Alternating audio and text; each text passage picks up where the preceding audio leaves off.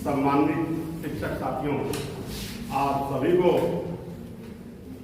विश्व की सबसे समृद्धशाली, प्राचीन, एकता, अखंडता, प्यार और भाईचारे का प्रतीक हिंदी भाषा की बहुत बहुत शुभकामनाएं। जैसा कि आपके सभी विद्वान शिक्षक आपको बता चुके हैं कि हिंदी क्या है। हिंदी दिवस 14 सितंबर को ही क्यों मनाई जाती है? भारतीय संविधान में उसका स्थान क्या है? भारतीय संविधान में उसका स्थान कुछ भी हो, लेकिन हमारी भाषा, हमारी मातृभाषा भारत के प्रत्येक नागरिक के हृदय में वह भावना है, वह एकता है, वह संस्कृत है जो पूरे विश्व में, पूरे देश का प्रतिनिधित्व करता है। और यह प्रतिनिधित्व एक दिन की नहीं है, हजारों दिन की। एक बार में नहीं हुई है, हजारों बार में हुई है।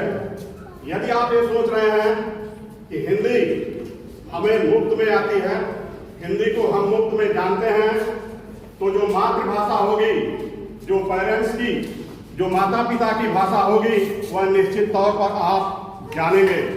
लेकिन जब आप विपत्त में होते हैं, जब आप किसी की सहायता की जरूरत होती है, तो आप किसी दूसरी भाषा का प्रयोग नहीं करते हैं, अपनी मातृभाषा का प्रयोग करते हैं, और वो भी भाषा होती है हिंदी। यदि आप किसी तालाब में डूब रहे हैं, यदि आपके गाड़ी का कहीं एक्सीडेंट हो गया है, यदि आप कहीं गिर पड़े हैं, तो आपके मुंह से बचाओ बचाओ की आवाज आती है। किसी भारतीय के मुंह से ये नहीं निकलता है कि please help me, please help me. कभी वो नहीं कह सकता है। क्यों? हिंदी भाषा पर ईश्वर का प्रभाव है, हिंदी भाषा पर भारतीय संस्कृति का प्रभाव है, हिंदी भाषा पर समस्त देशवासियों का प्रभाव है। इसलिए चाहे आप खुश रहें, चाहे आप दुखी रहें, चाहे आप देश एकता की बात करें, चाहे उसकी संस्कृति की बात करें, चाहे अपने उन्नति की बात करें, सबसे पहले आपके जेहन में, आपके हृदय में, आपके मन में, आपके मस्तिष्क में अगर कोई भाषा आती है तो वह हमारी मातृभाषा हिंदी होती है।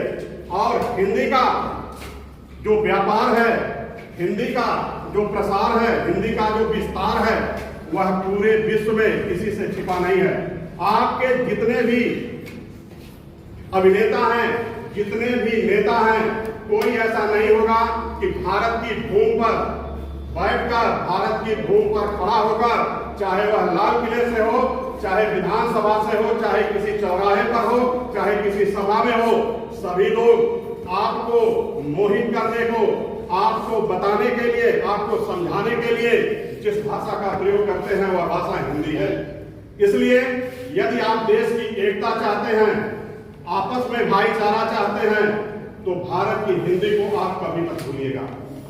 अपनी भावना की भाषा को, अपनी संस्कार की भाषा को, अपनी संस्कृति की भाषा को, वह भाषा जो आपको दुख में याद आती है, वह भाषा जो सुख में याद आती है, वह भाषा जो सबसे ज्यादा आपके जीवन के लिए आवश्यक है, वह भाषा हिंदी है। इसलिए आप कभी भी हिंदी पढ़कर, हिंदी लिखकर, हिंदी जानकर, हिंदी समझकर ये मत समझिएगा कि मुझे केवल हिंदी आती है, मैं बहुत क्षीण भाषा का शिकार हूं। आपके विवेकानंद जी ने हिंदी भाषा के ही द्वारा सबसे पहले विश्व में अपना जो भाषण दिया था, देश का प्रतिनिधित्व किया था, हिंदी भाषा में दिया था, और उसी के बाद से उन्हें पूरे विश्व में एक महान व्यक्तित्व और विवेकानंद के नाम से जाना जाने लगा। गांधी जी से लेकर, अगर आप चाह रहे हैं कि मुझे पूरे परिवार में, मुझे समाज में, मुझे देश में गांधी जैसा, कबीर जैसा, महराज जैसा, विवेकानंद जैसा, यहाँ तक कि कलाम जैसा, भगत सिंह जैसा प्यार मिले, तो आपको हिंदी बोलनी पड़ेगी, आपको हिंदी जाननी पड़ेगी, आपको हिंदी समझनी पड़ेगी। यदि आप अपने आप को, अपने मन को गर्वान्वित महसूस कर रहे हैं कि गर्व से कहो कि हम हिंदी जानते हैं, गर्व से कहो कि हम हिंदी लिखना, पढ़ना, समझना, यहाँ तक कि दूसरों को समझाना भी जानते हैं, तो आप सच्चे अर्थों में एक भारतीय नागरिक हैं। और आपका जन्म, अगर आप सच्चे अर्थों में भारतीय नागरिक हैं तो आपका जन्म, आपका जीवन, आपका संपूर्ण दायित्व पूरी तरह से सफल है यदि आप हिंदी को जान रहे हैं तो। इसलिए आप अपनी मर्यादा में रहकर, अपने संस्कार में रहकर, अपने कर्तव्य का पालन करते हुए हिंदी भाषा को सीखिए, हिंदी भाषा को जानिए, उसके प्रचार करिए, उसका प्रसार करिए और खूब जरूरत पड़ने पर इतनी समृद्धशाली अक्षरों में उसे लिखिए, दूसरे को बताइए कि वह समझने वाला, जानने वाला ये लगे कि वास्तव में यह एक भारतीय है, इसके अंदर भारत माता का खून है, इसके अंदर हिंदी भाषा का खून है और इसके अंदर भारतीयपन है। इसलिए आप कभी भी अपने आप में, चाहे आप अमिताभ बच्चन का नाम लेंगे, चाहे शाहरुख खान का नाम लेंगे, चाहे कभी का किसी का नाम ले लीजिएगा, किसी संत महात्मा का, किसी महापुरुष का, किसी नेता अभिनेता किसी का नाम लीजिएगा, सबका कैरियर भारत में केवल और केवल हिंदी भाषा के बल पे चल रही है। नहीं तो एक खबर, एक चैनल वाले अगर एक अपनी चैनल पे अपनी खबर अंग्रेजी में प्रसारित करने लग जाए तो उनकी टीआरपी जो होती है वो गिर जाएगी, कोई नहीं समझेगा। आपके सबसे अच्छे वक्ता माननीय प्रधानमंत्री जी जिस दिन अंग्रेजी में भाषण देना चालू कर देंगे उस दिन उनको चाहने वाले, उनको समझने वालों की संख्या कम हो जाएगी। जिस दिन भारत में जो पिक्चर बनती है, फिल्म बनता है, अगर आपके अभिनेता जो सबसे अच्छे होंगे जिस दिन अंग्रेजी में बनाना चालू कर देंगे उनका कैरियर नीचे गिरता चला जाएगा। इसलिए आप उन्हें भी जानो, उन्हें भी पहचानो जो हिंदी के बल पर आपके देश में, आपके समाज में अपना सर ऊंचा किए हैं, अच्छे रहन सहन से रह रहे हैं, अच्छी जगह पे रह रहे हैं। आप उन्हें चाहते भी हैं, आप उन्हें जानते भी हैं, लेकिन खूब जानिए कि वह क्या जानते हैं हिंदी।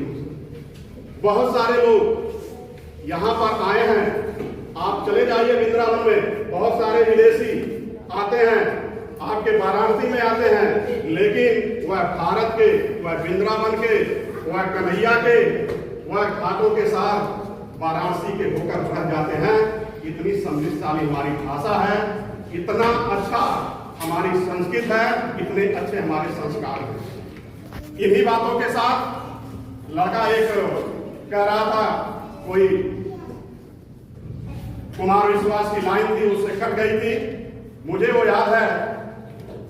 मैं आपसे कह के इसी बात पर विराम लूंगा, हालांकि मैं खुद कह रहा हूं कि वह कुमार विश्वास की है। मेरा किसी से, किसी भी स्टाफ से, किसी बच्चे से, हार्ट से, हृदय से हमारा जो आपका लगाव है, अगर मेरे बीच बीच में कुछ इंग्लिश शब्द निकल रहे हैं तो ये समझ लीजिए कि यह प्रभाव है विदेशियों का, यह प्रभाव है समाज का, यह समाज के प्रभाव है बोलचाल की भाषा का। वो लड़का बोला था कि समुंदर पीर का अंदर, समुंदर पीर का अंदर है लेकिन रो नहीं सकता, कि आंसू प्यार के मोती मैं इसको खो नहीं सकता।